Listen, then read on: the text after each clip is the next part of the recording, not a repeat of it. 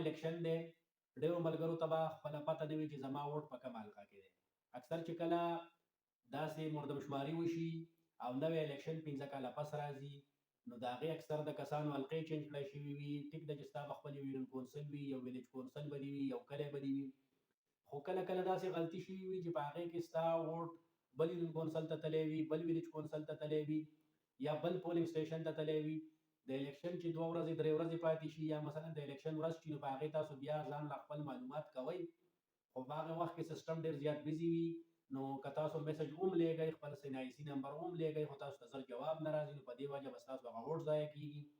نو مهرباني وکړئ، الیکشن کمیشن د طرف نه هم آرډر شوی دی، ووټر لیست جاري کړی شوي دي. څوک الیکشن کول غواړي او څوک په الیکشن کې خپل ووټ پول کول غواړي، نو هغه مهرباني وکړئ. زه به تاسو ته طریقه هم وښیم، خو څه دونه مشکله نه ده.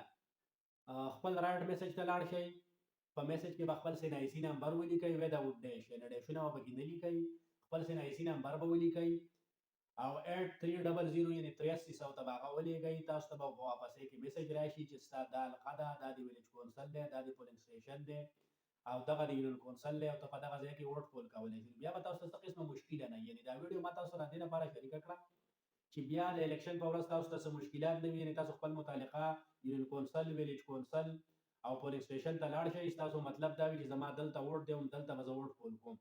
خو چې هغه کله تاسو لاړ شئ، هلته انتظار هم وکئ، 2-4 ګنټې په قطار کې هم انتظار وکئ، د خپل نمبر انتظار وکئ، بیا مو کله نمبر راشي او تاسو کله دننه انټر شئ سکول ته، هلته وګورئ، نو بیا ستاسو ووټ نمبر نه وي هلته په هغه ووټر لیست کې ستاسو نمبر په هغه پولینګ کې نه وي. تاسو بیا واپس راوځئ، نو بیا چې خپل معلومات کوئ، نو ممکن چې ستاسو پوره ورځ ضایع شي.